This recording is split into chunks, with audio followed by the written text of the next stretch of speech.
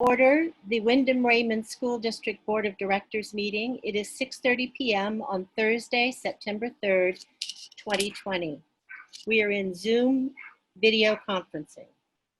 Mr. Howell, will you do the roll call, please? Kate Bricks. Here. Jenny Butler. Here. Jenny Cummings. Here. Marge Cavoni. Here. Pete Hensler. Here. Anna Keeney. Here. Kate Levier. Here. Scott McLean. Here. Yep. And then Christina Small. Here. Okay, our practice is to do the Pledge of Allegiance having one voice.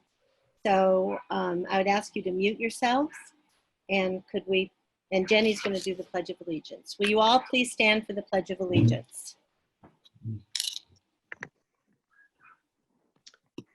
I pledge allegiance to the flag of the United States of America and to the republic for which it stands, one nation, under God, indivisible, with liberty and justice for all. Thanks, Jenny. Okay, Mr. Howell, are there any adjustments to the agenda? Annie, there aren't any adjustments to the agenda tonight. Okay, thank you. Now it's time for public input, which is an opportunity for the public to comment on items that are not in the agenda. I will count on Christina letting me know if anybody's raising their hand, because I can't tell. We have no hand raised, Ms. Okay. Cummings. Thank you. Okay. We are now going to be moving into the Raymond withdrawal public hearing, and I want to give some ideas about the protocols that we'll be using, just so everybody understands. First, Mr. Howell will speak, then the Raymond Withdrawal Committee will speak, and then we'll have questions and comments. I will moderate. Christine Frost-Burtonay will maintain a list of the people who want to speak, so she'll let me know that you want to speak. Everyone should be on mute. Absolutely. And there is a bar at the bottom of your Zoom screen that says participants. So where it says participants is where you're going to find the thing to raise your hand. After your question, then we will call on you. And then you'll unmute yourself and state your question and speak. Your face will be on the screen, or your thing that says Corinna Benke. After your question is answered, please take your hand down and mute yourself. Unraise your hand, as it were. If your hand is raised and your question is asked by someone else and answered to your satisfaction, put your hand down. Okay, is that clear to everyone? You can raise your hand if it's not. At this point, chat is disabled. So, because it's too much to manage to do chat and everything else. So that's the plan. If everybody's got that, we can begin. So, Mr. Howell. Sure, and I'm gonna go ahead and share my screen.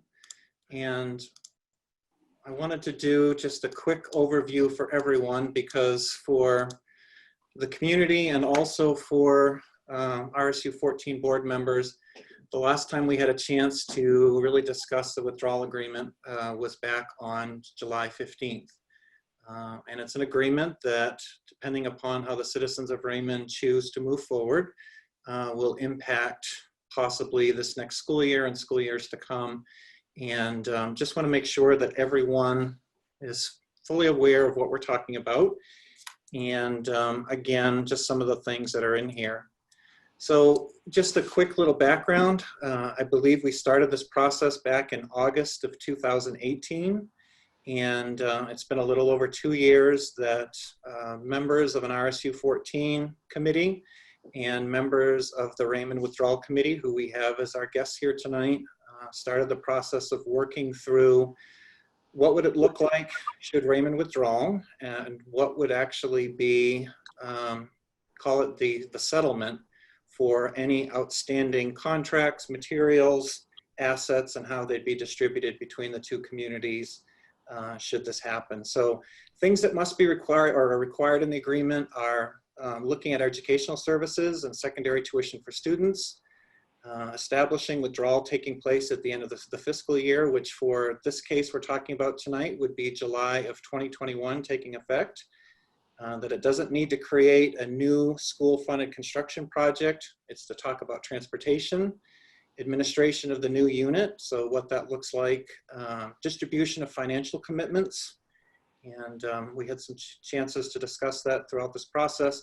Appropriate distribution, outstanding financial commitments, superintendent, continuation assignment of collective bargaining agreements, continuing contract rights, disposition of real and personal property, and then how we properly transfer all the different powers and requirements for policy to another group.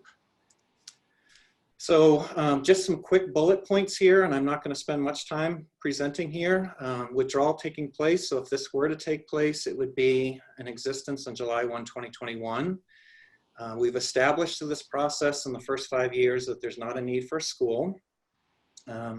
Transportation services, the new Raymond SAU is going to be responsible for its own student transportation and repairs. The buses and vans that are currently servicing Raymond students will be transferred to Raymond, and that's outlined in the agreement. And then Raymond tuition students will access RSU 14 transportation at the current shuttle point, which is over on Mill Street. So establishes how that's going to take place for those students who are choosing to go to Windham High School. Agreement for the new administration of the new unit. So election for Raymond School Board, and I'm not sure on the timeline on that, but I believe it will be in January or February. And then the new board will be responsible for selection of a new superintendent and moving forward with that process. Provision for distribution of financial commitments. We still have some debt for the buses that would be transferred to Raymond for the bus purchases. Some vans. There was a new boiler that was put into, actually 2 new boilers at Jordan Small, and some of the MacBooks that have been purchased that would be assigned to the new Raymond SAU. Any outstanding financial commitments to the superintendent, the new Raymond SAU won't have any commitment to the RSU 14 superintendent should they choose to withdraw. We've received a number of questions, and I think it's important for people to know. Staff who work greater than 50% of their time in Raymond would become Raymond employees, and the current contract agreements be assumed by the new Raymond SAU. And just so everyone knows, professional staff was extended for 1 year. It was going to be in 2020. We're in the midst of negotiations, and COVID hit, so we did a 1-year agreement, so that would expire in August of 2021. Support staff in June 2021. Administrators, that contract negotiation took place and would be expiring in June of 2023. And any staff who have contract rights would continue those rights through the agreement. Disposition of real and personal property. We decided through this process that 35% of the current fund balance would be transferred to the new Raymond SAU. The deeds for Raymond Elementary and Jordan Small would be, they were transferred to the RSU, I believe in either 16 or 17. Those would be transferred back as part of the process. And then we also agreed that each party would have their own legal fees throughout this process and that they would take care of those. So kind of next steps. A final withdrawal agreement was developed and was submitted to the commissioner. And that was, I believe, on July 22nd. The commissioner gave conditional approval on August 14th. We're having the public hearing tonight. And really for the RSU board's portion of this, tonight will be kind of the last night that we talk about the impact of a disagreement on the RSU. And then I know the Raymond Withdrawal Committee is currently scheduled, I believe it's 5 public impact presentations where they'll have a chance to talk to the citizens of Raymond of what this might look like. And then there's a withdrawal vote in November of 2020. So if the vote is successful, July 1, 2021 is the first day of operation for the new Raymond SAU. Throughout this process, and I know we'll get a chance here to hear from the Raymond Committee, you know, it's interesting that we're having this conversation tonight about a possible Raymond withdrawal, and I'm gonna go ahead and stop sharing my screen. As we look to open a school in the midst of a pandemic, which has provided challenges to this whole process. But I also just want to say publicly before we have this discussion, I think the pandemic has done more than any other event over the last 11 years that we've been in RSU to actually bring schools within the RSU together. And a great example of that, which I'll talk later tonight at the end of the regular RSU 14 meeting, we will be running a remote school this year. Actually 3 remote schools. We'll be running a remote elementary school, a remote middle school, and a remote high school. The remote elementary school will have students who will be from RES and from Wyndham Primary School and from Manchester School, and we have Raymond students who have Wyndham teachers and Wyndham students who have Raymond teachers. So being able to share, and it's been one of those things that has actually brought our schools together. They've done more problem solving in the last 3 months in order to be able to open up. And it's really been through that collaborative process that we've been able to create the model that we have. At the middle level, same thing. We have Jordan Small and Wyndham Middle School who've been working together. And we have a number of Jordan Small teachers who are teaching Wyndham Middle School kids. And same thing where we have Wyndham Middle School teachers with Jordan Small kids. And it's really brought us together. And honestly, as your current superintendent here, I don't think that we would be able to offer the level of services that we currently are going to be able to offer at the open unless we had that shared agreement. So it's just interesting that as we get this talk tonight about possible withdrawal and what the agreement looks like as we get to open through that collaboration. I also would just want to say I appreciate Mark Eastman and his openness and candor during this entire process as we've had to work through issues and have worked through communication that Mark has been a great conduit to the committee. And I just appreciate how he's reached out and problem solved with me as the two of us have kind of helped to shepherd this process over the last 2 years. So with that, Janie, I don't know, Mark, who I'm going to be turning, if it's going to be Joe or Rolf, or to you, Mark.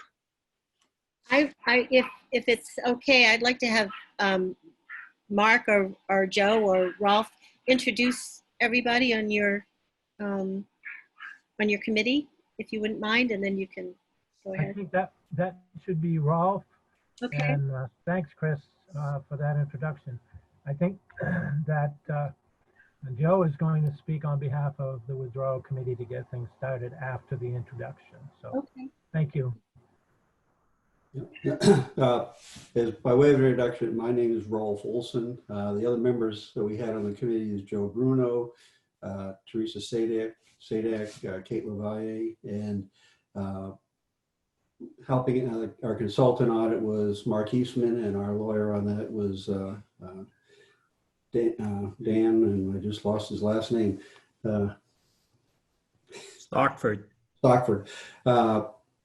So we went through obviously through a number of meetings, a number of back and forths with the withdrawal agreement. And then at the end, when there was just some little minor issues to get squared around, we appointed Joe and Mark to go in and hammer out those final things with the representatives from the RSU committee. So that's how we got to the final agreement. But one of the things that was happening is while we were in the midst of that, the negotiations, all that was happening inside executive session. So there wasn't a lot that was being said on the outside because that was things that were happening inside of executive session. But now that the agreement is out there, it's been presented, it's been sent to and approved, conditionally approved by the DOE.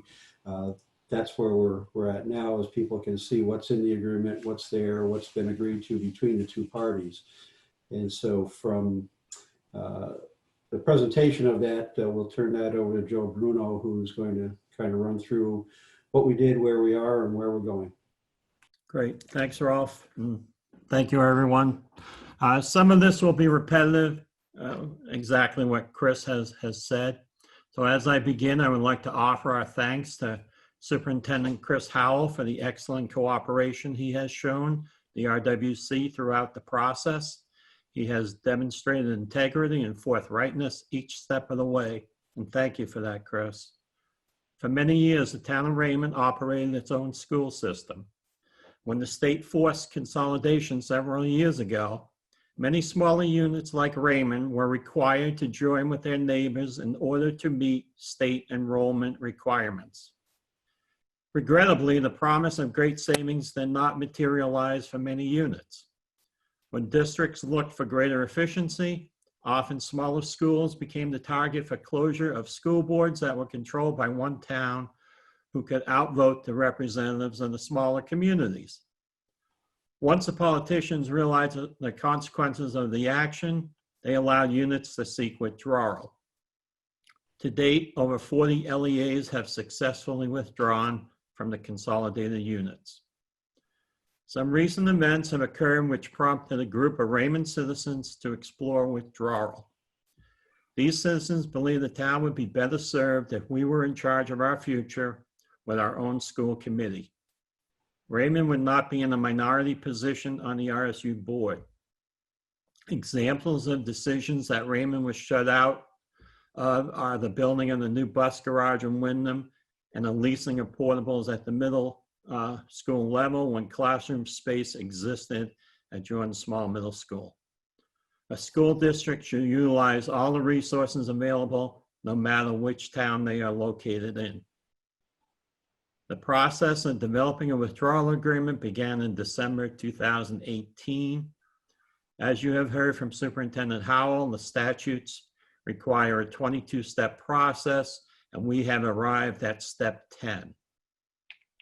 The meeting tonight is to provide information and hear feedback on the withdrawal agreement as it has been negotiated between the Raymond Withdrawal Committee and the RSU 14 board. It is not a meeting to decide if Raymond will withdraw. That vote will be on November 2nd when Raymond voters will have the opportunity to vote on whether to approve the withdrawal of Raymond from RSU 14, subject to the terms of the withdrawal agreement. Withdrawal will require a favorable vote from a majority of Raymond voters who cast a valid vote on the issue of withdrawal. In order for withdrawal to be approved, the number of voters casting votes in favor of or against withdrawal must equal or exceed 50% of the total number of votes cast in Raymond for governor at the last gubernatorial election. And according to the Maine Secretary of State, 2,551 votes were cast in Raymond for governor in 2018. Because this is a presidential election year and 2,898 votes were cast for President Raymond in 2016, it is expected that there will be an adequate turnout. The withdrawal agreement provides that withdrawal will be effective at the beginning of the next fiscal year on July 1st, 2021. The agreement includes stay put in place for year one, that students can remain at their current school placement. Previous tuition agreement is restored. Windham High School will be Raymond's school of guaranteed acceptance. Raymond students will continue to be able to attend Windham High School. School choice remains in place for secondary students. Raymond will commit to sending at least 50% of its secondary students to Windham, or paying at least the equivalent amount of tuition to Windham. The tuition that Raymond pays to RSU 14 for high school students for the first year after withdrawal would be the RSU 14 secondary rate as determined by the state. For the current year, that rate is $11,444. And for the 2nd through 10th years after withdrawal, the tuition rate would be the maximum allowable tuition rate as determined by the state. For the current year, that rate is $11,261, which is the state average. Special education costs for Raymond students attending Wyndham schools will be billed to Raymond. Raymond will elect a new school board who will be responsible for selecting a new school superintendent, and we hope to have that vote in January. Wyndham will transfer 5 buses and 4 vans to Raymond. For secondary students attending Wyndham schools, Raymond will transport students to and from a common location, currently Sherry Gagnon Memorial Park on Mill Street, as was said previously, and Wyndham will transfer students to and from that location and school. All debt for Raymond, buses, vans, boilers will be paid by Raymond. Raymond will not have any commitments to the RSU 14 superintendent. Staff who work greater than 50% of their time in Raymond will become Raymond employees. Current contract agreements will be assumed by the new Raymond SAU. And as Chris said, the contracts, 2 of them expire June 2021, and the administrators June 2023. Staff will retain all contract rights through the agreement. 35% of the fund balance will be transferred to the new Raymond RSU. The deeds for the Raymond Elementary and Jordanswell Middle School will be transferred to Raymond. Each party will be responsible for their own legal fees, and a successful vote will mean that the new school unit will begin official operation on July 1st, 2021. That is the end of my presentation. We have 5 informational meetings set up for citizens of Raymond so they can make an informed vote. The first one being September 10th.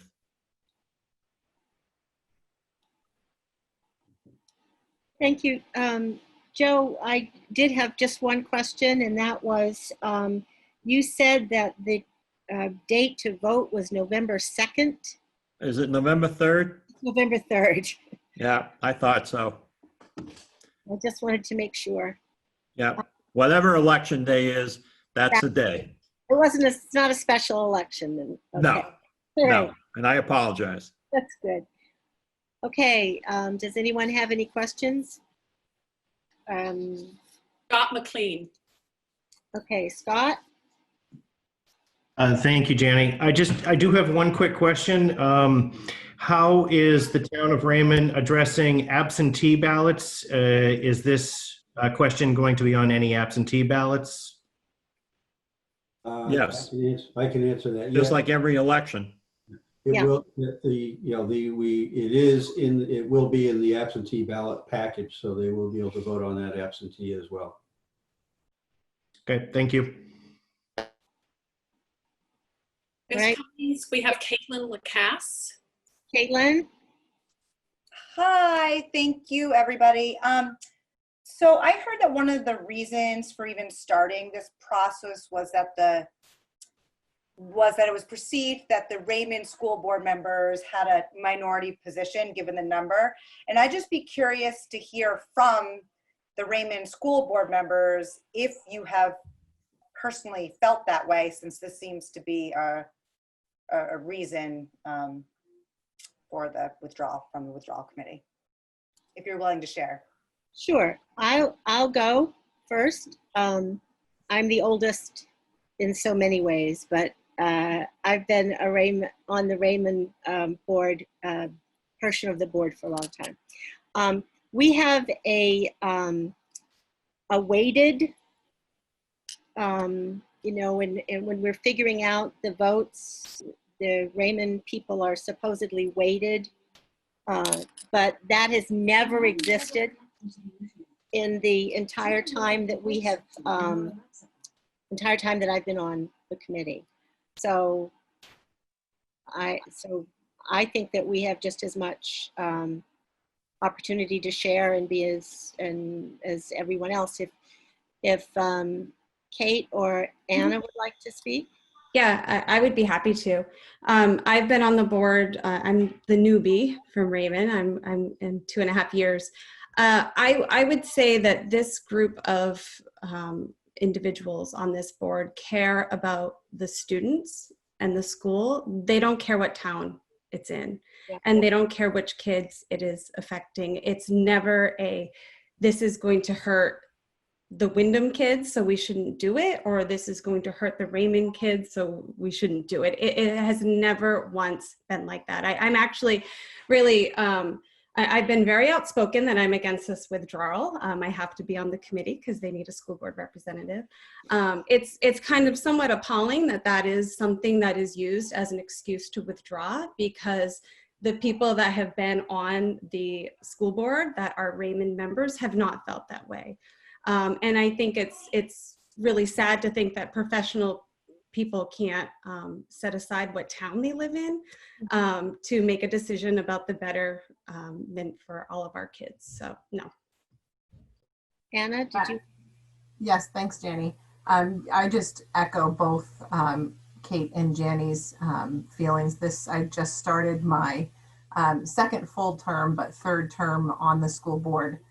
To be perfectly honest, when we first voted to become part of the RSU, I voted against it.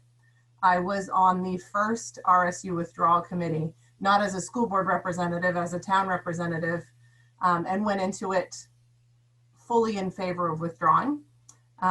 We did a lot of research, a lot of work, and it just became very clear that that wasn't the right choice for the town. For our students specifically at that time. And I came in to be involved with the school board through that service on that initial committee, and have never seen a time when we have voted split down town lines, if you will. Our voices are always heard. We're always part of the conversation. I think the board goes out of its way to make sure there's a Raymond voice in every conversation we have. Thank you. Any next questioner? We have Grace Levitt. Grace? Hi, Grace. Hi. So I have several questions, but I don't know that I want to ask them all at once, or if I can just get back on if there's others to make comments. Sure. We don't want to hog the floor, and I'll save some comments for some of the hearings that are happening in Raymond. A first question that comes to mind is, when the number of board seats for each town was determined, that was based on the student population. Is that correct? And although the student population, as I understand it, in Raymond has decreased, has that ever changed the number of board seats for Raymond on the RSU board? So may I answer that, Janie? Sure, you negotiated that, you and Teresa, right? Right, I was on the original consolidation along with Kate and Marge. It is not based on student population, but based on town population. You have to stick to one man, one vote, or one person, one vote. Thank you. I'll try and be correct here, but it's a one person, one vote constitutional requirement. So you go by population of town. So that's why it became a 6-3 school board. okay, so the populations have not shifted that much overall in the towns. Wyndham's population has not grown that much. So has Raymond's. Okay, thank you. The ratio has stayed the same. Okay. But it's supposed to be evaluated every few years. Right. Okay, and I assume it has been then, right? I don't know. I can't answer that. Okay. As a board, I think I just heard it from the Raymond board members that answered. So thank you for that question, Caitlin, who asked it. I thought that was a good question.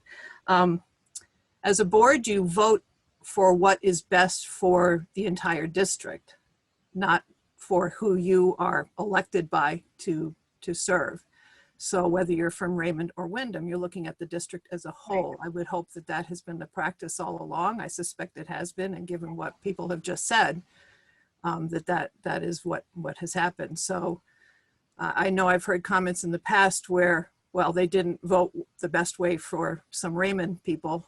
That's not what a board does. A board votes what is best for the entire organization, in this case, for all the students involved. So I do appreciate that. the whole thrust of consolidation in the first place was to save, especially on the types of district costs like superintendents. And so we would now, if we were to withdraw, have 2 superintendents in the 2 towns rather than 1 combined for the 2 towns. So I'm not understanding how that would possibly be a savings, because that was really the biggest part of the savings that were supposed to occur when consolidation happened. And as far as with the current situation we're in, I cannot imagine how either town really, but particularly Raymond, would be dealing with what we're facing right now. We are seeing so many vacancies that are not able to be filled everywhere in this state. There were shortages prior to the pandemic. I've said this so many times to reporters in the last few weeks. And before I forget, I removed Maine Education Association by my name. It's just showed up there quickly because of all the Zoom meetings I'm on all the time. I'm not here representing Maine Education Association. I'm here as a citizen of Raymond. So I want to be sure that's clear. The point being, there are so many vacancies that districts are struggling to fill now. And we're struggling again before the pandemic in certain areas, certain content areas, certain parts of the state, certain types of positions. Bus drivers have been, for years, we haven't had enough bus drivers. I fail to see how we would be able to cope with that as 2 separate school districts. This pandemic it's not going away, and the after effects will be very long lasting. So I am very concerned about filling that, and with very likely having part-time positions in Raymond that will have to be filled. Even more of a struggle when that's the case. I don't know, can I get back on in a speaking order in a minute, or is that it? Okay, I'll stop. Others want to speak. Thank you. I'd like to pop in here before we go to anyone else, and that's with a question, because Grace brought it up about the bus drivers, about transportation. The budget that was supplied to the RSU has a line for contract services for transportation. Isn't contract services like a bus company? Is that what the plan is?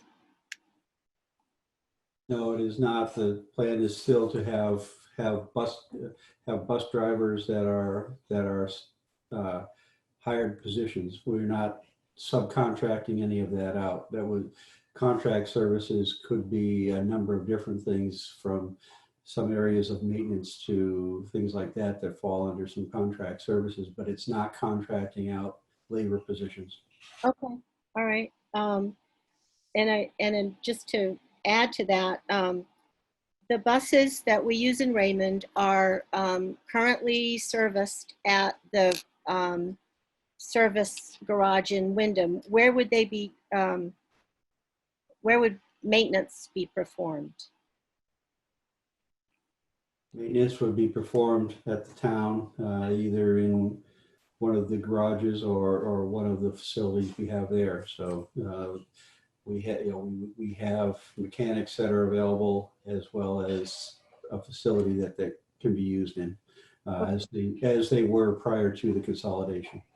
Right, but the buses are bigger, and they would, as I understand it, the buses could be driven in and the door could be closed, but people couldn't walk around the bus.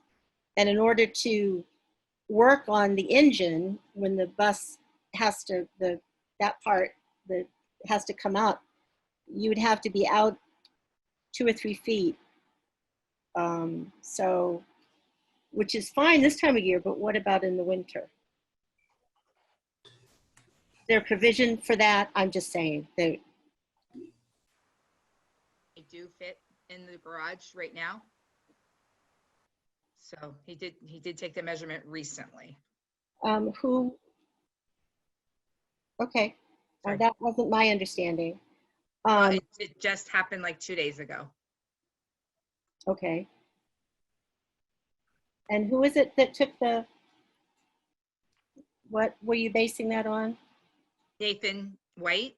Okay, Nathan, sure, I didn't hear, Yes. I just hear you. I'm sorry. Nathan White is the one that took the measurements. He saw one of the buses out in the parking lot, and he measured it and went inside and parked. And Okay. measured it, sorry. All right. Okay, thanks. So ready for another question? We have Caitlin Lacasse. Caitlin. Sorry, I had two questions. One kind of practical to the contract and one more timing wise. Would we be hiring a full-time superintendent for the RSU? And then my second question is, do we have to have the vote this November based on statute? Like, since we're in the middle of a pandemic, does it still have to continue, or is there any way to postpone it from people can focus on this? Those are my two questions. I'll jump in on that, Mark Eastman. The commissioner will actually set the vote once she approves. We have conditional approval. Once we get final approval, the timing looks like it would be in November. And I think that everyone involved would like to move beyond this. So November really makes a lot of sense because of all the planning and all the other issues that everybody needs to get involved with. You know, when I've talked to Wyndham folks, they would like to have this resolved too. So I think it really makes sense in November. Now, right now, the budget calls for a 60% superintendent, so 3 days per week. Caitlin, Jenny, if I can also jump in on this as well. Caitlin, it's a great question. We've been at this now for 2 years, and I think that if this vote is delayed, I don't think we have a gubernatorial that might even reach a number for, at least a year plus, and then the local elections aren't going to generate the number. And Mark is right. I mean, I would prefer that we have the opportunity to vote and to determine, because again, this has been 2 years, and if it's the desire of the community, great. If not, then we work at how do we repair some of the relationships. But ultimately, the voters of Raymond get to decide that. Thank you both. Kate Levier. Kate? Thank you. I also have multiple questions. Oh, I'm trying to lower my hand. Okay, got it. So I hope that's okay, or like Grace did, I'm happy to jump off for a little bit. So I would like to hear more. I'm not sure if Marshall's on or not. I know he wasn't sure about talking with everyone at our meeting today, but I know he had a lot to do with putting the budget together. So I would love to actually hear a little bit of the overview of the staffing. I'm really concerned about a 60% superintendent. I'm very concerned about getting a quality 60% superintendent. It's really hard to get a quality 100% superintendent right now. We're extremely lucky with Chris. I also really want to hear staffing. Do we still have a math coach, a curriculum director? I think Christine Hessler has probably been extremely valuable during this whole closure time. Are we looking at a superintendent who will do 60% of superintendent, 40% special education director? I mean, is that person full-time? I'm also would like to hear about some of the folks that we share between Wyndham and Raymond. So I know that we have phys ed teachers, music teachers, social workers, occupational therapists, physical therapists. I'm sure the list goes on and on. I was going through all the websites today to try to see where some folks were shared. I'm worried about those people. If they're not 50%, are they losing jobs?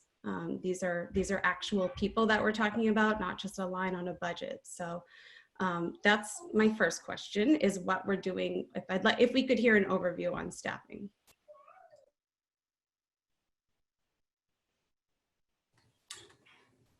Well, I can jump in, Ralph, if you want me to. go ahead, Mark. Yeah. It was clear when the budget committee was working on the budget that they would include everything that was currently in the budget, and that was not cut. Some things were added, but he met with the principals and everything that is currently there he moved forward with.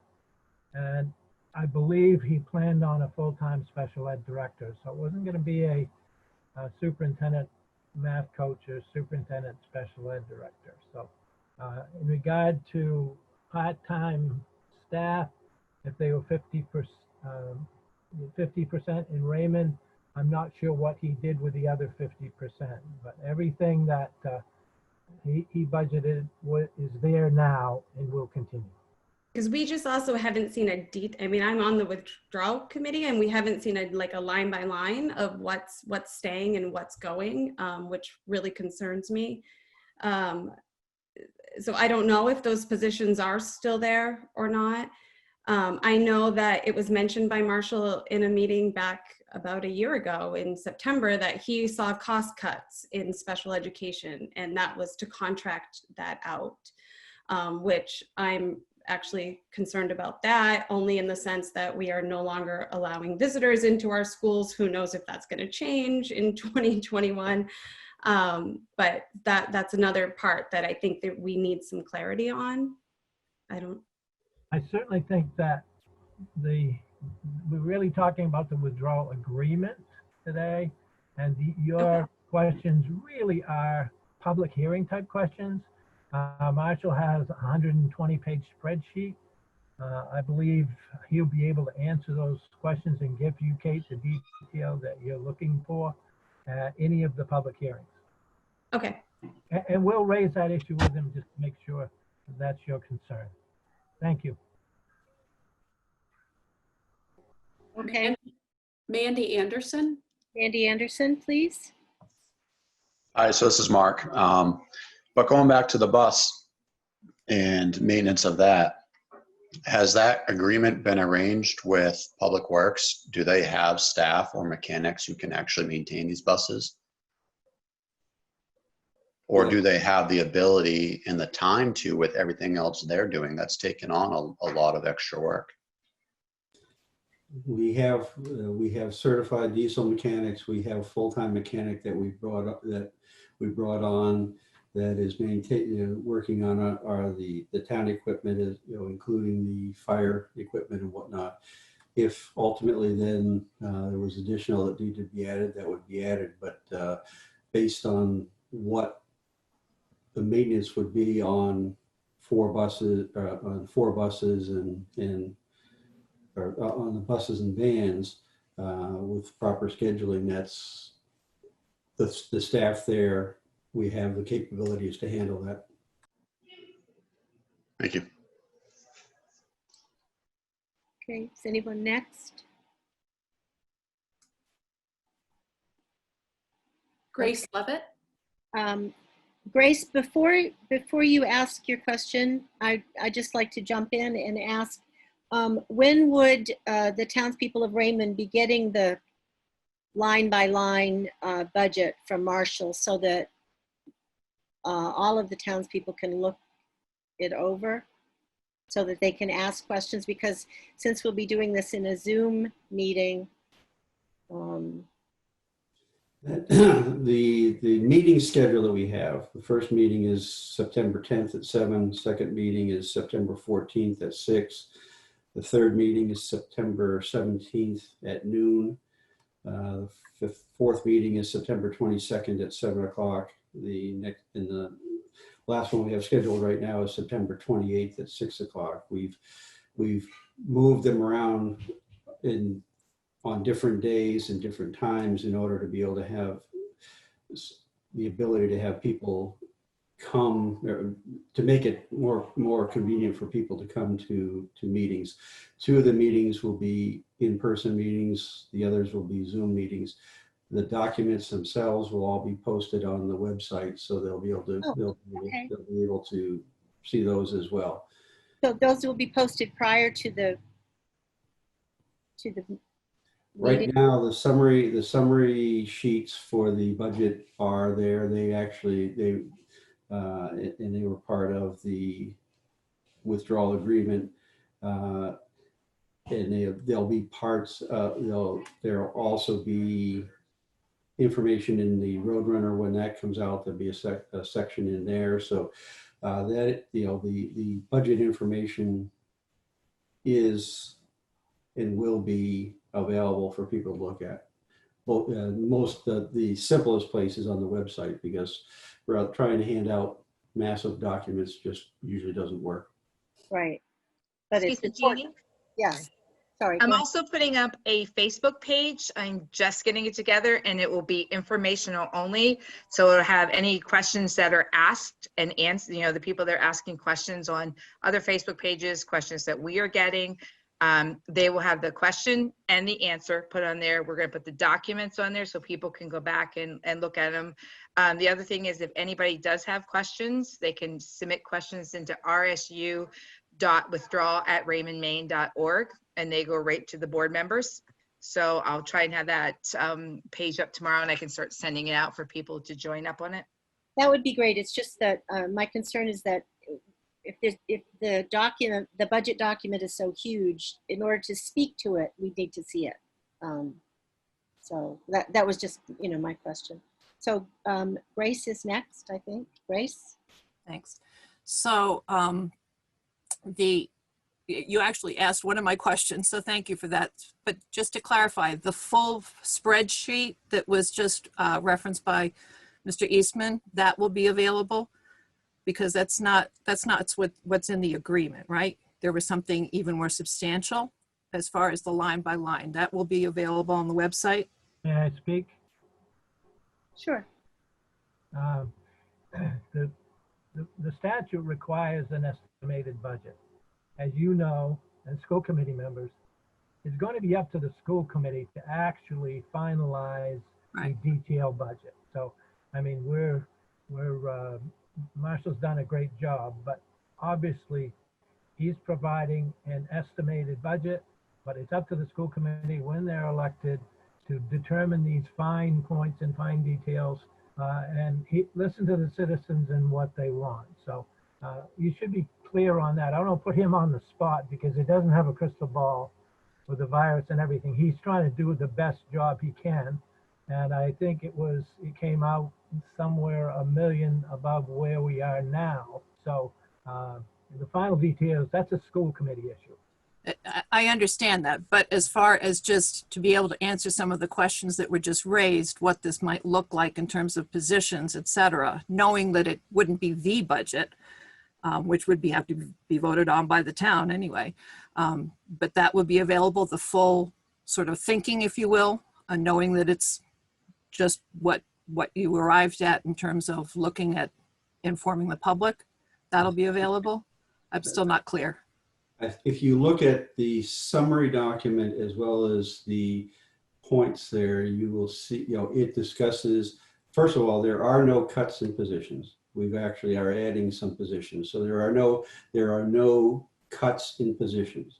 There's actually some adding of services and positions. So there's adds, not subtractions.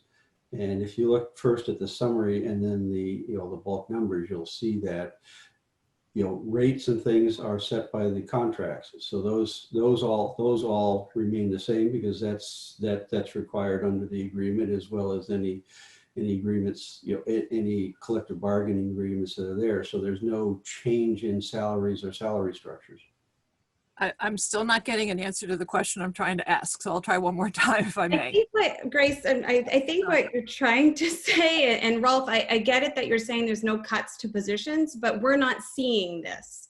We aren't seeing that there is still an occupational therapist, a speech therapist, a math coach, a curriculum instructor. We're not seeing that.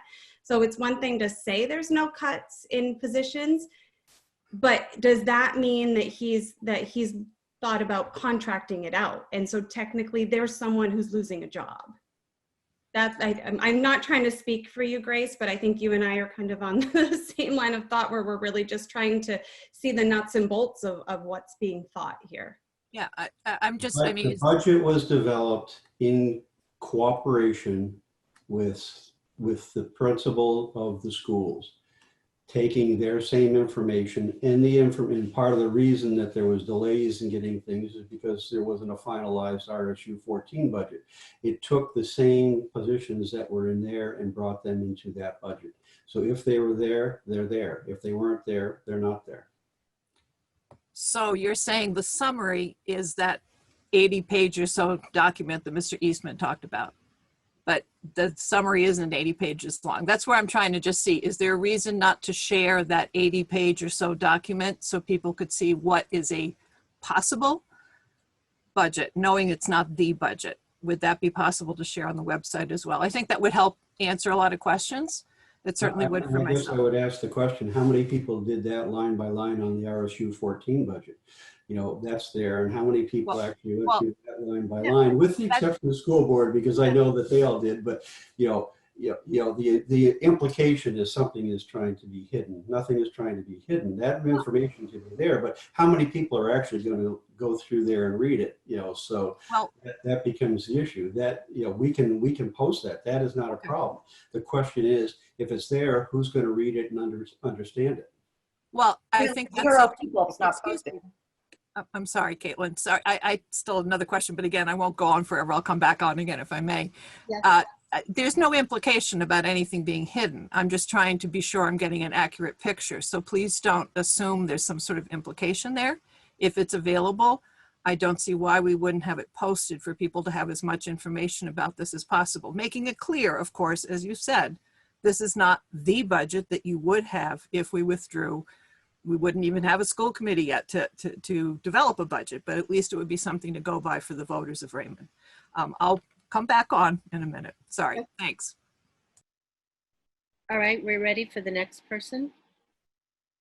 The hand has been lowered. So Was we it- have no questions right now. Okay, Charlotte doesn't, okay. So two participants raised their hand. Anna was first, the first that I saw. I'm just curious for the proposed separated district, if there's a plan in place for recruiting and then dealing with vacancies, given it would be a singular district without the larger resources.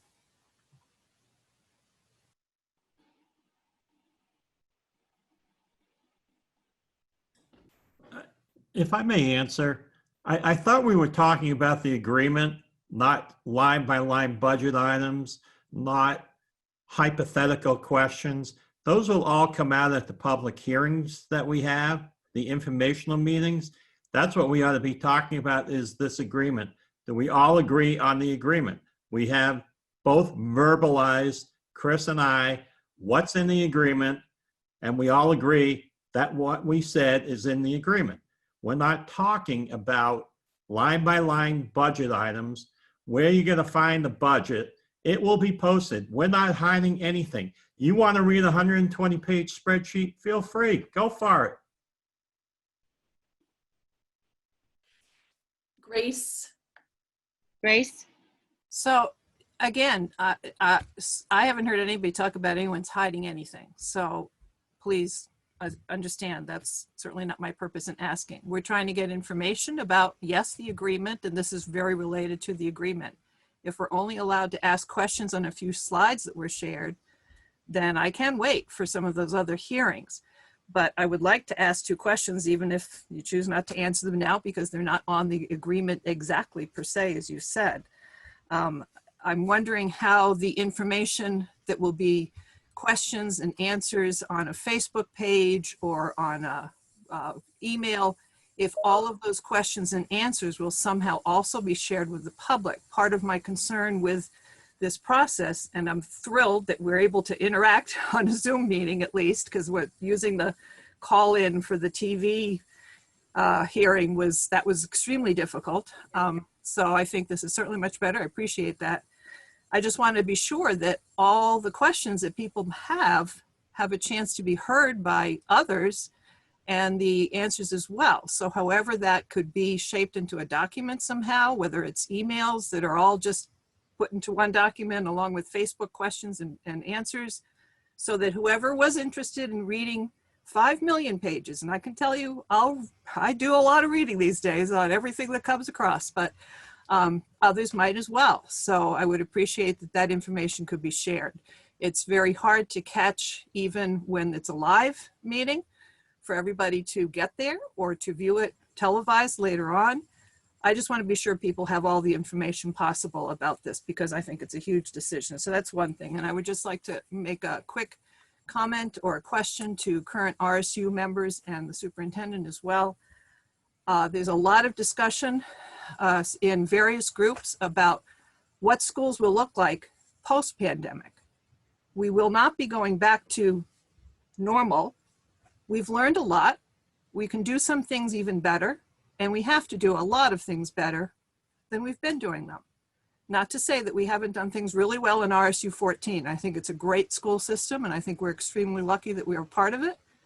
But I think we need to look ahead as well as how things can be better and not just go back to what we maybe had before, because that's not serving all of our students the best that we should be serving them. And so I would just put that out there. If that's a part of the discussion that started yet, probably not. Most people are trying to deal with reopening, I realize, but we've got to also be looking ahead to our students and their needs and things that have changed because of this pandemic.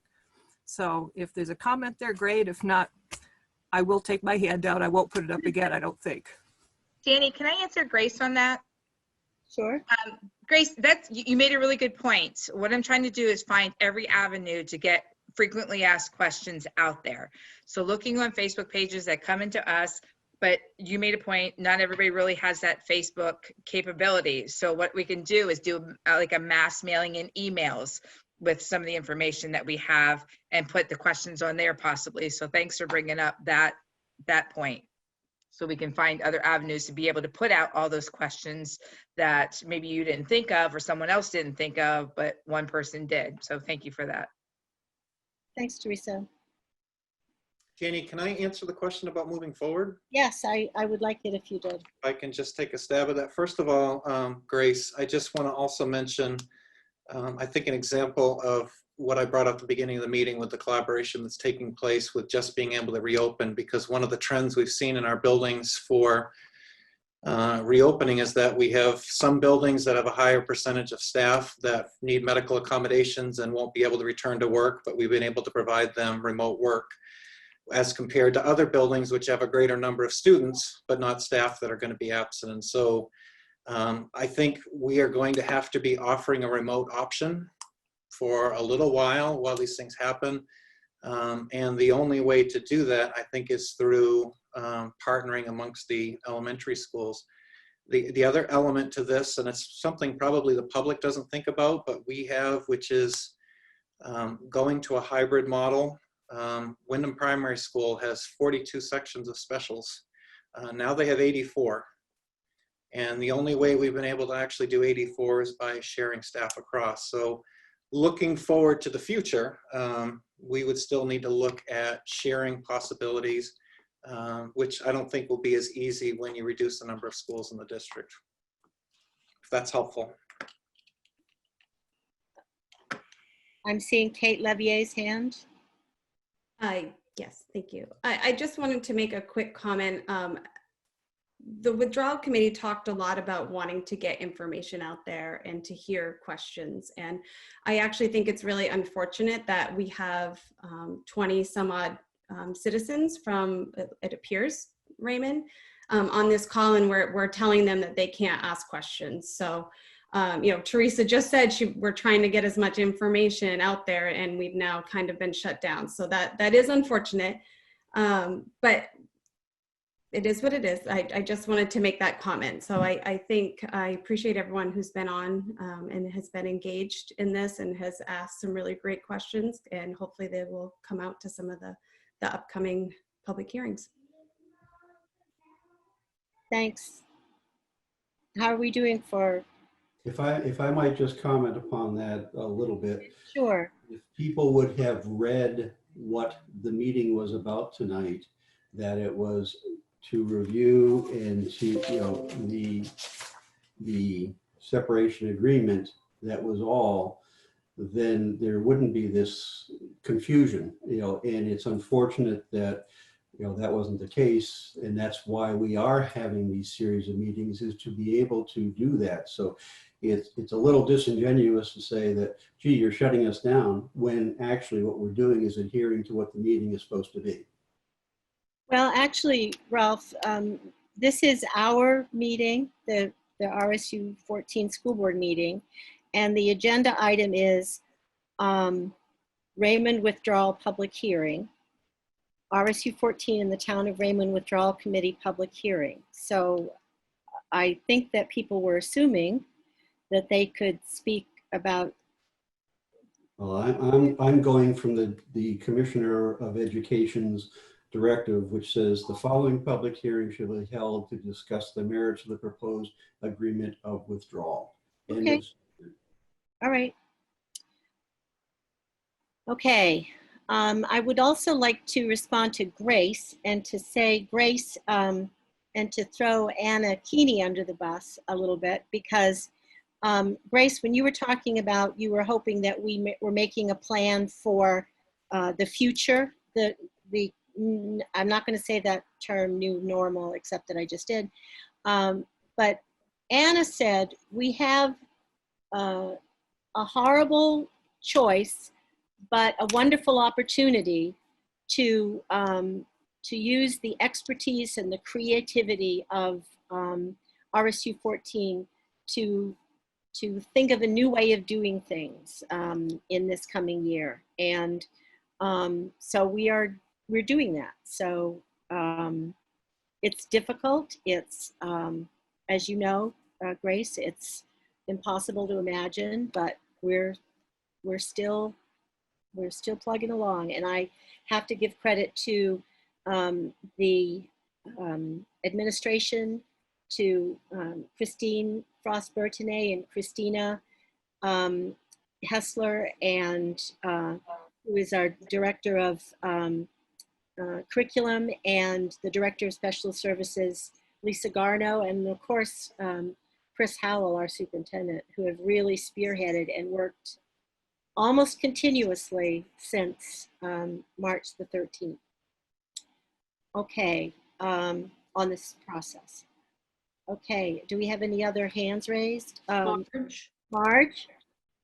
Yes, and I've been following it, and I understand what everybody's saying, but I do have just one request of the Raymond Committee. If you could basically repeat those dates you're having your hearings, and basically where will they be posted so people will know where to go to find them. Sure. The dates, September 10th will be at 7 o'clock, and that one will be by Zoom. September 14th will be at 6 o'clock, and that will be through Zoom. September 17th will be at noon, and that's going to be at the Public Safety Building. September 22nd will be at 7 o'clock, and that's at Jordan Small Middle School. September 28th will be at 6 o'clock, and that is on Zoom. On the website, we will have, under the RSU 14 withdrawal, we'll have the login information for the Zoom, because it'll be a different login for each of the meetings. The in-person meetings will of course be subject to social distancing. Masks will be required for there. So all the standard protocols. Basically the same as what you were doing with when you had your hybrid meetings there on the reopening, so that we'll be limited to 50 people in the meeting. So the reason we went to different days of the weeks and different times was because it's not convenient for everyone to be at a 7 o'clock or 6 o'clock. And we wanted to have a midday meeting to be able to allow some of the seniors to come and things like that. So it was an effort to try and pick different days and different times so we could try and get as much participation as we could there. As I say, the in-person meetings have the most limit because we're limited to the number of people we can have in the building at a time. Thank you, Ralph. Thank you, Ralph. And I know I'm a Wyndham resident, and I'm sure I would not be at your meetings. But the thing being is, and we've all found out from being on the school board, that communication is very, very important.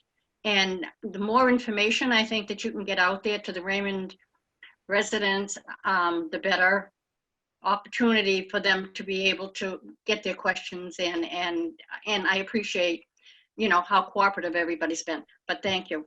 One other thing I'll mention on that, the Zoom meeting, the meetings that are being Zoomed will be live streamed as well as repeat on the broadcast station. The two live meetings will probably not be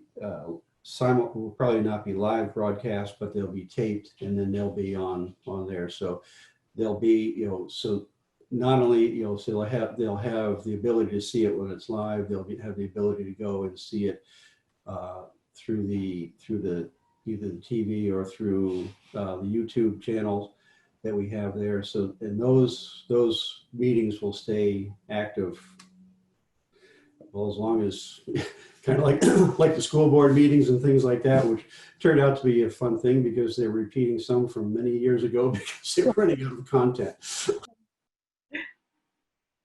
Okay, do we have any more questions? Diana Picavet. Diana.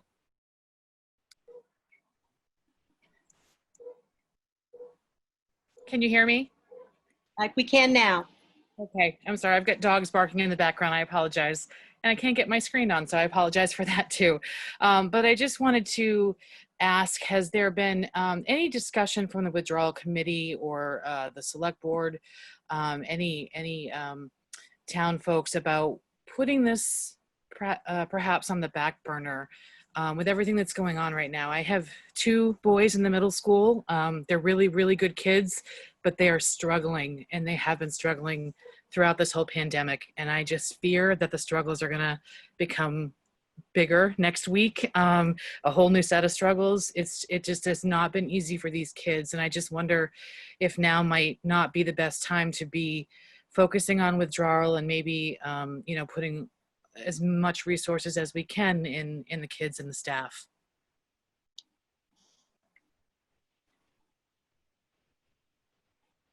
Janie, if I could answer this. Yes, go right ahead.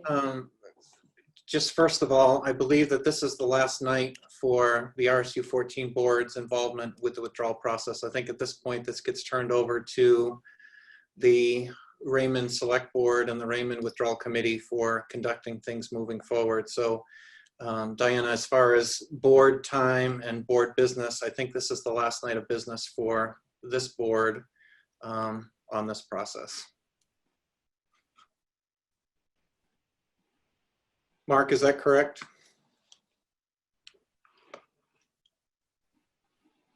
Yes, that's correct. I had to unmute, sorry. And once again, as you said so well earlier, we've been at this for 2 years, and it really is an issue that we need to address and move forward or continue with the current system depending on what the citizens of Raymond want to do.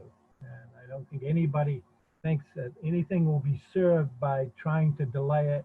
And I don't think the commissioner's office is really interested in doing that either. So I appreciate the concerns with the young people. This is unprecedented. I just hats off to superintendents and staff for the wonderful work they're doing, but it's not going to serve anybody, I think, to delay this decision.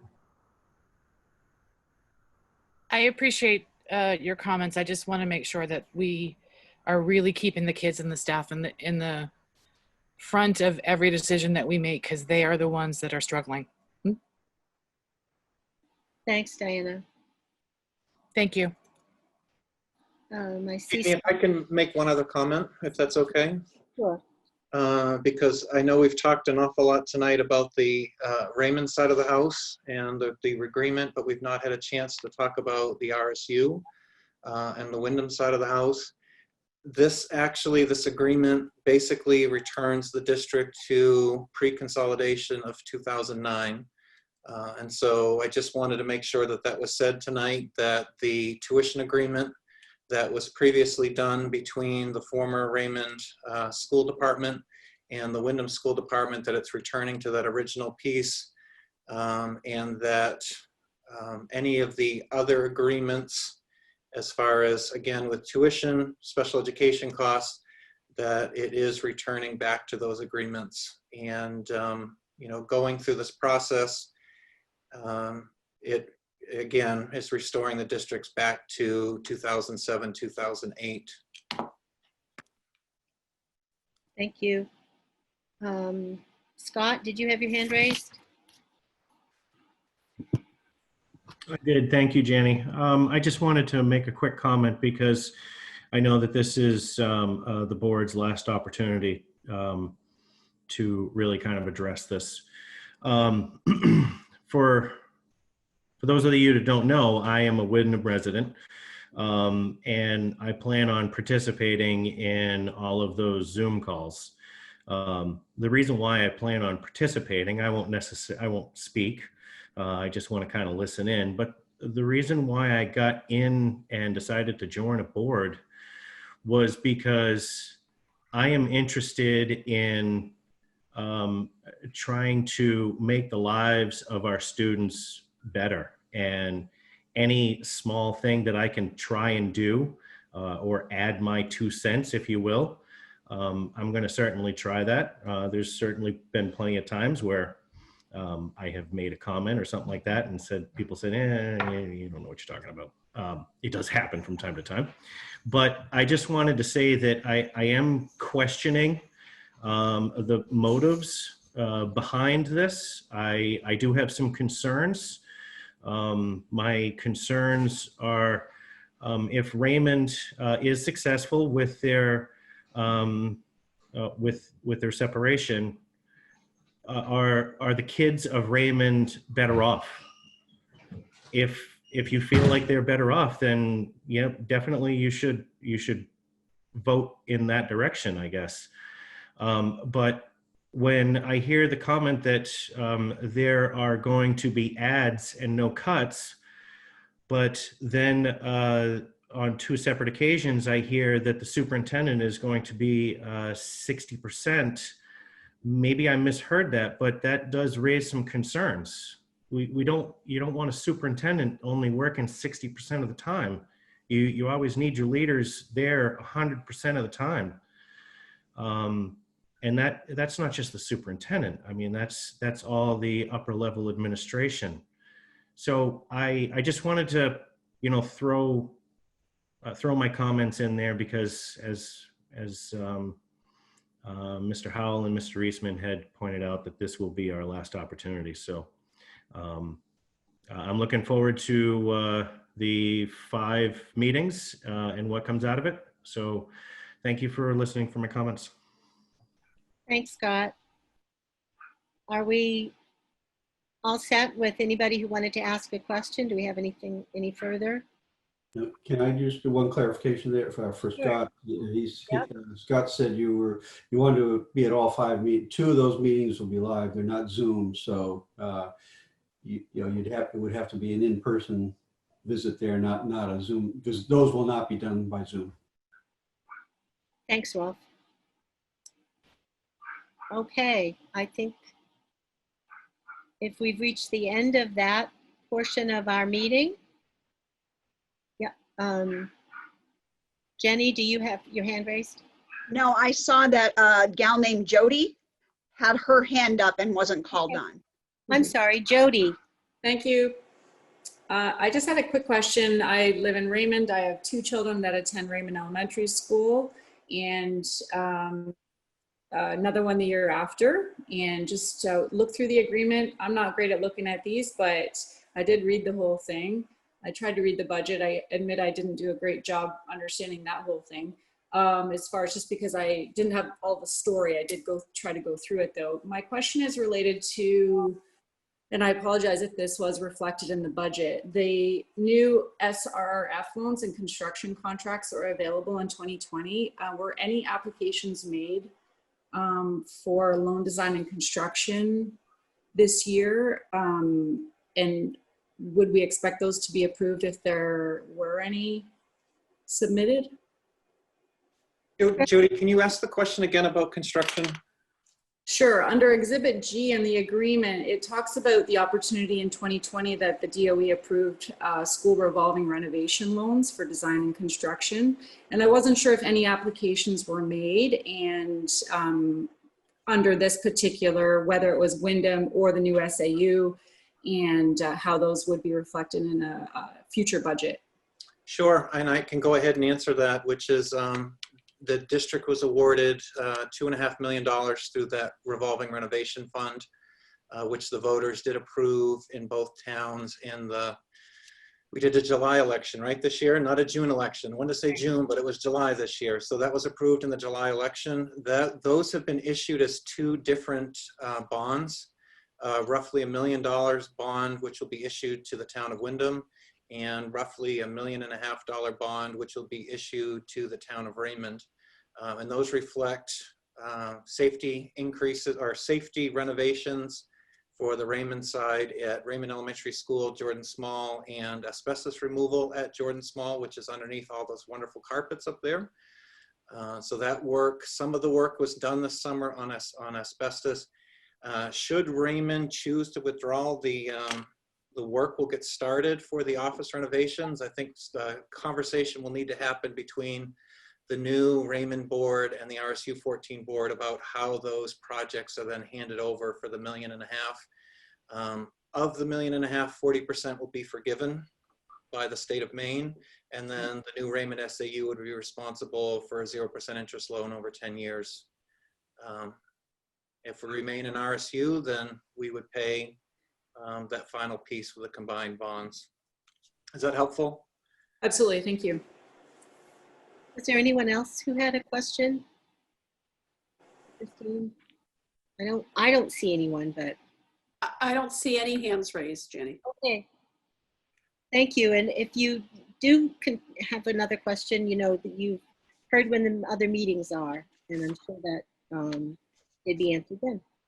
And again, if people do have questions, they can be emailed into the, Teresa, why don't you give them that address again? Because then those questions will come to the board members, and those will be included in any of the FAQs that go out and things like that. Yep, it's rsu.withdrawal, WITHDRAWAL @raymondmaine.org. Thanks, Teresa. All right, are we all set? Thank you very much, Raymond Withdrawal Committee, for your time tonight. I appreciate your being willing to be put on the hot seat. Thank you. Okay. Thank you very much. Thank you. Thank you. We'll move on with lease purchase of school vans. Pete? Could I have a motion? Sorry, had myself on mute again. Okay.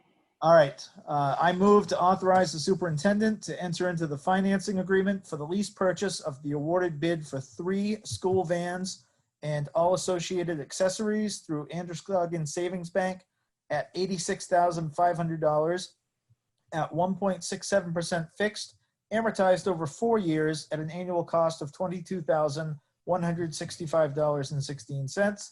Should that be in the best interest of the district, pursuant to 20-A MRSA subsection 4001-3 in the format presented.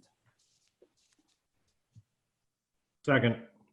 Okay, Scott seconded. It's been moved and seconded. Any public comment?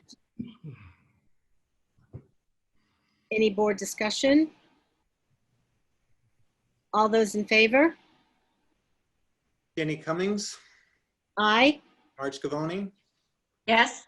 Kate Bricks, Yes. Kate Levier, Yes. Anna Keeney, Yes. Jenny Butler, Yes. Christina Small,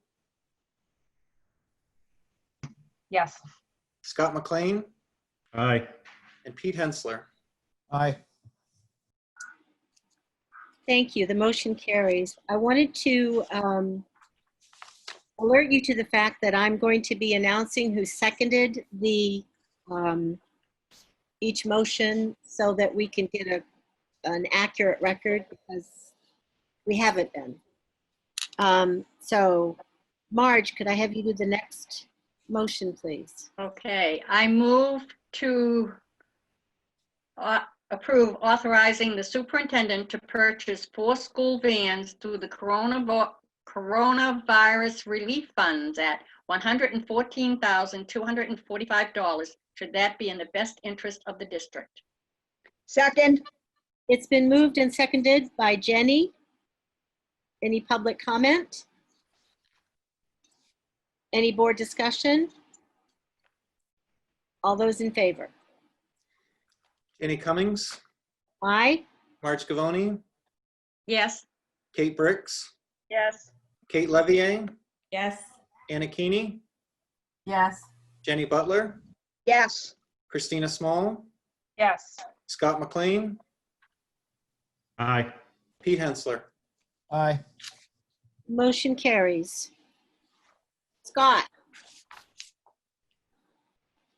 I move to authorize the superintendent to purchase one 2022 Bluebird Vision Type C diesel school bus through coronavirus relief funds at $94,000.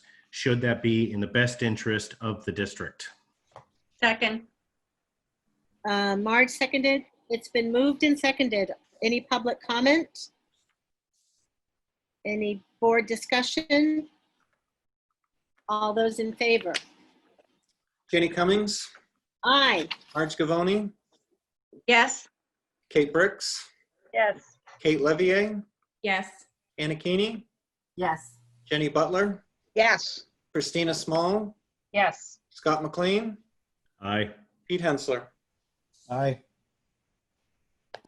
Okay, the motion carries. Anna? Oh, boogers. I thought I was on the next one. All right. Am I doing the handbooks? Yes. I was practicing the report of the secretary. Oh, sorry. I'd like to make a motion to approve the district student handbooks. Second. It's been seconded by Marge. Any public comment? Any board discussion? All those in favor? Jenny Cummings, Aye. Marge Gavoni, Yes. Kate Bricks, Yes. Kate Levier, Yes. Anna Keeney, Yes. Kate Butler, Yes. Christina Small, Yes. Scott McLean, Aye. Pete Hensler. Aye. Okay, Christina. I move to approve the minutes of the August 5th, 2020 meeting. Second. It's been seconded by Scott. Any public comment? Any board discussion? All those in favor? Jenny Cummings, Aye. Marge Gavoni, Yes. Kate Bricks, Yes. Kate Levier, Yes. Anna Keeney, Yes. Jenny Butler, Yes. Christina Small, Yes. Scott McLean, Aye. and Pete Hensler. Aye. Okay, Jenny. The motion carries. Jenny. Go I ahead. move to approve the minutes of the August 12th, 2020 meeting. Second. Second by Scott. It's been moved and seconded by Scott. Any public comment? Any board discussion? All those in favor? Jenny Cummings, Aye. Marge Gavoni, Yes. Kate Bricks, Yes. Kate Levier, Yes. Anna Keeney. Yes. Jenny, I think I owe you an apology. I may have skipped you on the first one, but Jenny Butler, Yes. No, you didn't. okay. Christina Small, Yes. Scott McLean, Aye. Pete Hensler. Aye. And Kate Levier. The motion carries. Sorry. Kate Levier. I move to approve the minutes of the August 19th, 2020 meeting. Second. It's been moved and then seconded by Jenny. All public comment? Board discussion? All those in favor? Annie Cummings, Aye. Art Scavone, Yes. Kate Bricks, Yes. Kate Levier, Aye. Anna Keeney, Yes. Jenny Butler, Yes. Christina Small, Yep. Scott McLean, Aye. Pete Hensler. Aye. Okay. It's time for committee reports. So Finance, do you have anything to report? Yeah, Finance met last week, and we had a limited agenda, but some important stuff.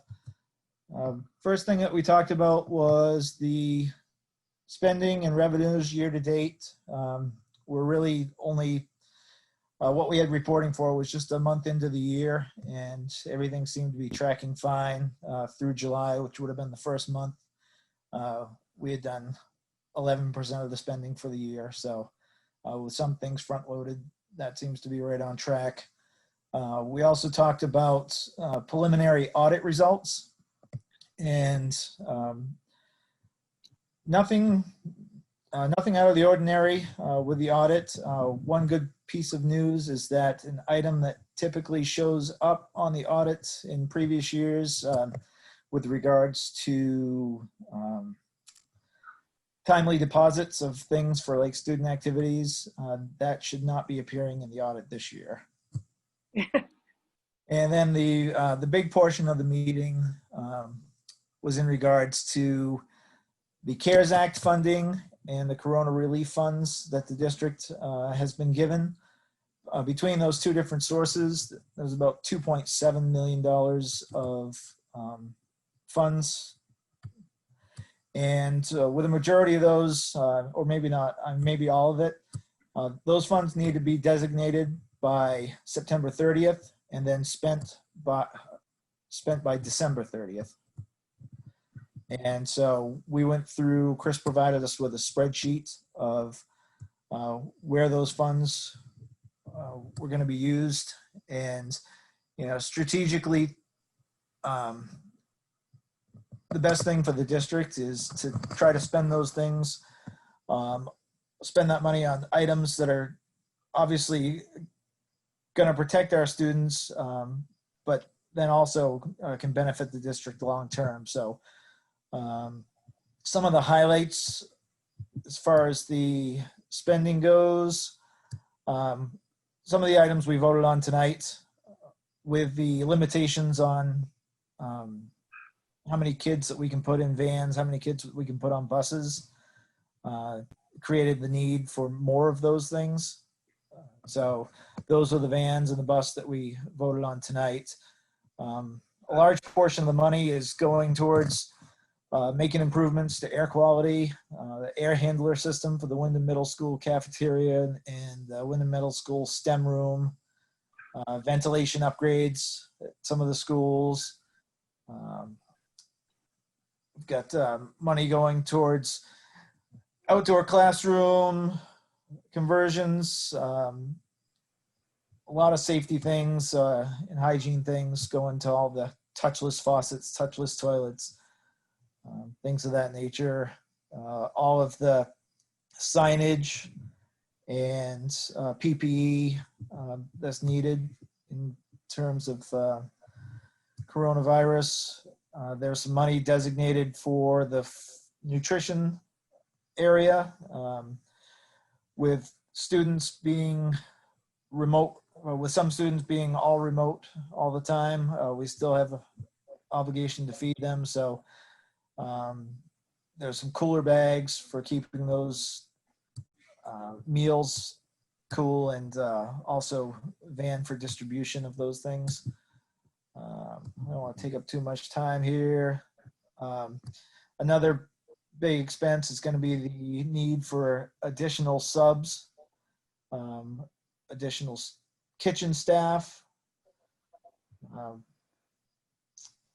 Let's see, what else is more nurse technicians.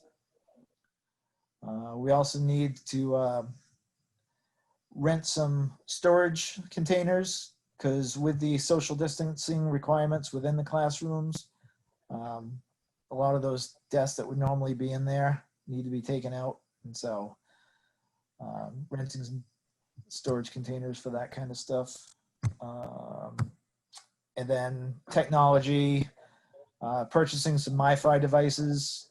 As we know, not all of our students have reliable internet at home. And so for those students to be able to have the same opportunity as the rest of the students, purchase MiFi devices to have those families use. So those are some of the highlights. Chris, I don't know if I'm forgetting anything, but that was basically what we spent the majority of the meeting talking about. No, I think actually, Pete, you hit everything. The other thing I just want to make sure that for those members of the public that are still here, we were notified end of July that we were receiving this money. So it was a surprise to us because without it, we wouldn't have been able to open. But Pete was absolutely right. It has to be basically encumbered by September 30 and needs to be spent by December 30th. And so we, at this point, I think have accounted for all of the funds. There is a strong possibility that we will be receiving a second round of Corona relief funds, and we should know this week or beginning of this week. It's Friday tomorrow. We should either know tomorrow or beginning of the week what that next amount's going to be. All right, facilities. Just one, I just want to add one thing to, or piggyback off of one thing that Pete had mentioned before I jump into facilities real quick. I just want to comment by saying that we brought a check in for the laptop insurance on the 25th, and it posted to our account on the 28th. So, yeah. That being said, so facilities will be meeting on Tuesday for a facilities tour. And the last meeting, Bill joined us and I asked a lot of questions. So we're just going to go ahead and count that as a facilities meeting. Okay, thank you. Policy. The committee met on August 19th and we discussed the following policies: KLGA, officer presence in the schools; KLG, relations with law enforcement authorities; and KLG-R, relations with law enforcement authorities. We met with the Wyndham chief, Kevin Schofield, and he provided clarity about the roles of the school resource officer and the community service officer. And we spent a bit of time talking. As you all know, we approved in the budget monies for middle school SRO, and we discussed process for that. And my understanding is it's kind of tough to get police officers through the training and get them on board. So he was going to let us know where he stood soon on that process. Thank you. Curriculum has not had a chance to meet yet. So now we're ready for the superintendent's report. Sure, and actually, Kate, I can give an update. I met with Officer Sear this morning on the MOU for the middle school SRO, which will be shared between Jordan Small and Wyndham Middle School, and also the Wyndham High School MOU. We worked on a final draft this morning and hope to have that forwarded to the board, I would say within the next couple of weeks, so that we can then start the process of doing that. Kate is absolutely right. It is difficult to get an officer on board right now because the academy's been closed since March. And so police departments who are hoping to get new hires on are waiting for training, and that's a lengthy process. So I just wanted to highlight a couple things tonight. First of all, speaking of police, Maine State Police made a visit to the transportation facility, the shared transportation facility, this past week. All of our buses, with the exception of one spare, passed their inspections with flying colors. The one spare was a 15-minute repair in the shop and then was inspected and is good to go. So it's always good when our fleet, with some members of that fleet starting to age a little bit, it's always good when all of those pass and that they're ready to go. And just the importance of those vehicles that we use to transport our students, and that they have to be safe and they need to be adequately maintained. Also just want to thank the board for the approval tonight of the additional bus and the additional vans. Through our discussions, board members know, but maybe the public who may watch this later, we still are limited to 26 students on a bus and 2 kids in a van. And for those students who require specialized transportation, we cannot do it with our current fleet. So 3 of those vans were vans that you had approved through the budget process. We have 4 that we've now been able to purchase through Corona Relief Fund, and an additional bus because we had some capacity issues. I'm happy to report, or Christine was happy to tell me, that as of this afternoon, all of our runs have been established, and we'll be able to transport all of our hybrid students on their given days.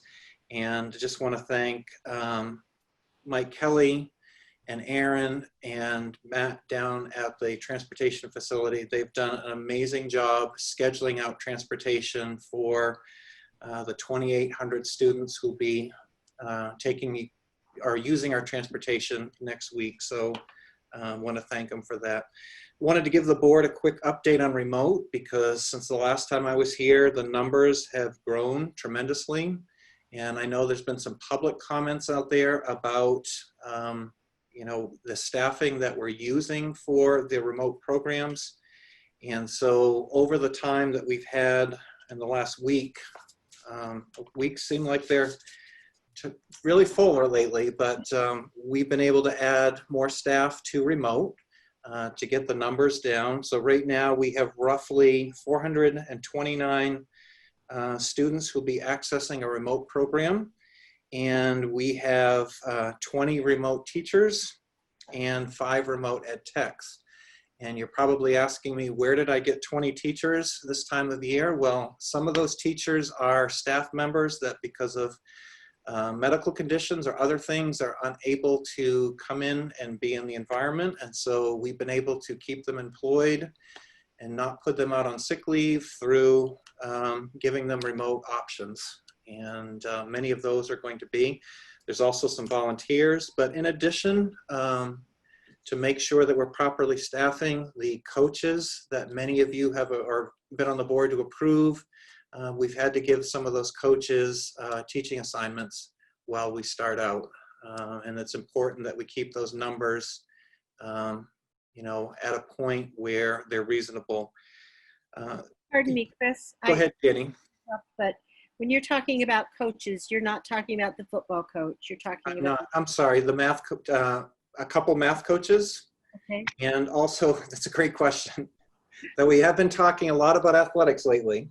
It's not football, but math coaches, some of the interventionists, individuals who have teacher certification, that we've been able to tap into them. And also just something I'm very proud of, and it's not something that I was even aware of until a couple days ago, but we are one of the few districts that for the middle level and high school level are providing teachers for full remote. Many districts around us are actually putting kids on computer programs with teacher check-ins, and kids are basically working through progress on their own with a teacher check-in versus actually having a scheduled class with a live staff member in a remote. So my hat's off to Christine Frostburton-A and Christine Hessler, who've done a huge amount of heavy lifting, programming, training, building modules, and also training all of our staff in the event that we have to go fully red and we have to go in remote, that the amount of work that they've done, it's been amazing. And so I think as a board, you should be proud that we're able to do that and that we're able to provide that service to our students. Couple other things, I don't know if you had a chance to see it, and Marge, you mentioned the last meeting how important communication is, and honestly, the volume of communication that's going out right now, I can't remember what I've told you and what I haven't, but USDA has now provided the opportunity for all lunches to be free to students through December. That is a huge help for our food service staff because of now when they're serving lunches in classrooms or in other remote spaces, what they're worried about is actually checking off how many lunches were there versus a pin pad with which kid is getting their lunch. Also, board members, for that balance that you've been used to for unpaid meals, with free lunches, that should take care of itself pretty quickly for this first part, that we won't see that increase, whereas we're able to offer that for students. It's pretty exciting news, and it's my understanding through Jeannie, this has been able to be done because USDA has money because of districts not seeking reimbursement that had either gone remote or were not providing meals. So we'll wait and see where that goes. Lastly, with Corona relief funds, which again have been an absolute godsend for the district because it's allowed us to put in so many safety things. And Peak, you captured it very, very well. With the help of Bill, we've been able to make some investments in some safety items that will have long-lasting impacts on the district. Touchless faucets. And what I learned through this process is that many of the faucets in some of our older schools were already on the way out. And so to be able to have some money that we can use for life safety to go touchless, it's allowed us to repair some things that would have been an expense coming up, but we didn't actually know that it was being an expense coming. And also my hat's off to Bill. You know, when he came in June and said, the plumbing supply has 180 touchless faucets. If you don't take them today, they will be gone tomorrow. That he had the foresight to say, we know that these things are going fast and you should grab onto them, and then being able to install those as a district. So I realize that it's a long process to replace that many faucets across the district, but I think they're doing 15 to 20 a day as the plumbers kind of work their way through. So some great things going on with that. The signage facilities, you'll have a chance to see it on Tuesday. But if you did not get a chance to, please visit the schools when we can arrange a time and see all the signage that was done by a local company, Time for Printing. They've done a great job customizing the signage for safety and for direction and for washing and for seating, customizing it so it either has an eagle, a raven, or a roadrunner, depending upon what school that you're in. And they've done a fantastic job with that. So we look forward to having students on Wednesday. I'm excited to have kids in the building, or the buildings, I should say. And also, you know, our staff have been great. It's been, thank you for the time that we've had in order to be able to prepare staff, to have them be preparing in their rooms. And I think we're ready to go at this point. That's great. I see that Terry has her hand raised. Did you? Yeah. Can you hear me? Yes. Okay. I just wanted to note, Chris, that it's breakfast and lunch. Yes. So yeah, both breakfast and lunch. Okay. Okay, Scott is raising his hand. I to reference the signage comment real quickly. We received an email from Ryan Karen. Schedules were posted, so it was kind of interesting. I was looking at Lily's schedule, and then it was like an hour or so later, I happened to notice that Ryan's email came out. In one of the attachments of Ryan's email was the directional floor plan that the kids all had to walk.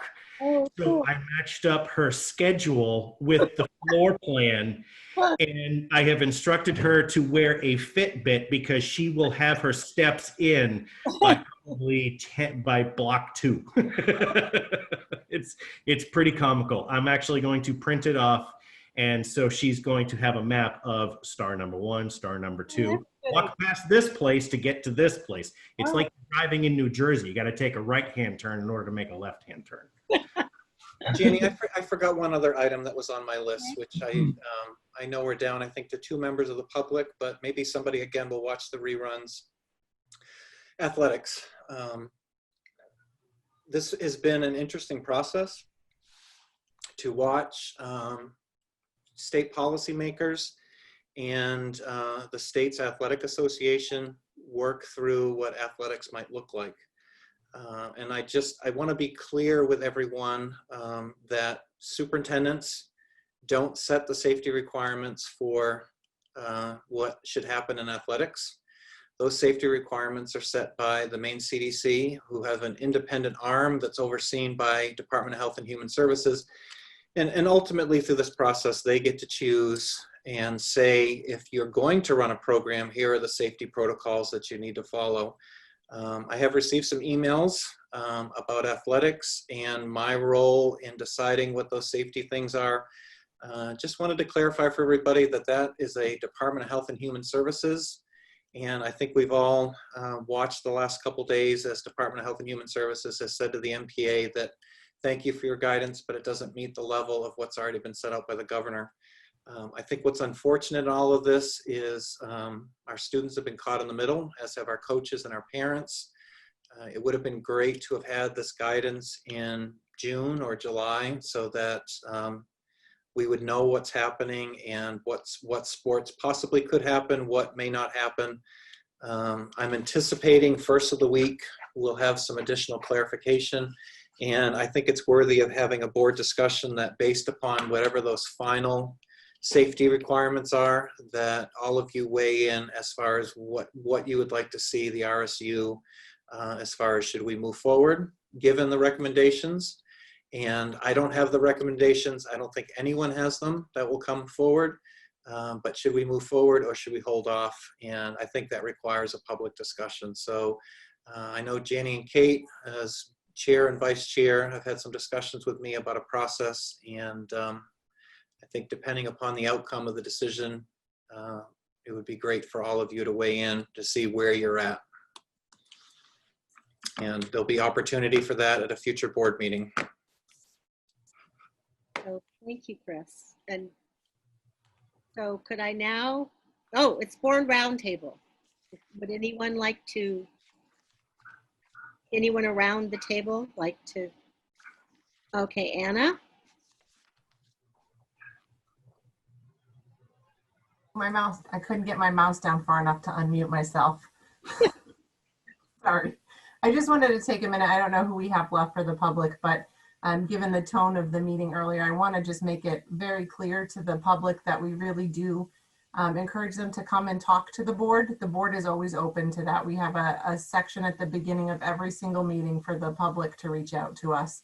And we welcome that input and that insight at all times. So from the whole board, please know that you're always welcome. That is true. Certainly true. Anyone else have any comment to make? I want to say thank you very much. Nobody, oh, Scott raised his hand before I could talk. Scott. I think you started talking when I raised my hand, to be honest with you. I'm always talking, so go. Okay, I just want to give a big shout out to the administrators. That was not an easy task to put together the schedule that they have. It was definitely a lot of work. So I just want to say my hat's off to everybody that was involved with that process. It couldn't have been easy, and there's no way I could have done it. So thank you very much. Okay. Anybody else before I start talking? Jenny's been waving. Who's? Jenny. Me, Jenny Butler. Hey, Jenny, go. I noticed that Molly was with us, and so welcome, Molly. Thanks for being with us again. We appreciate you. That's great. I noticed her too, but I didn't want to stop in the middle of the meeting and go, yay, Moll. So thanks. All right. Okay, thank you all. I wanted to say thank you again. Thank you to the staff and the students and the parents and all of the administrators and all of the teachers. I think this was a very, very difficult time. We all know that. But thank you for your dedication and your creativity and love. We appreciate it. Could I have a motion to adjourn the regular meeting? I move to adjourn. And the second was Marge, I think. Okay, it's been moved and seconded. All those in favor? Jenny Cummings. Aye. Marge Cavoni. Yes. Kate Bricks. Yes. Kate Levier. Aye. Anna Keeney. Yes. Jenny Butler. Aye. Christina Small. Aye. Pete Hensler, Aye. Scott McLean. Yay. Your box, the boxes went around, Scott, that's why. Is that everybody? Yep. Okay, we're adjourned. See you next week, everyone, at 6:30 on Wednesday. When are we going back to every 2 weeks? Never. Seriously. I know. We must have killed the school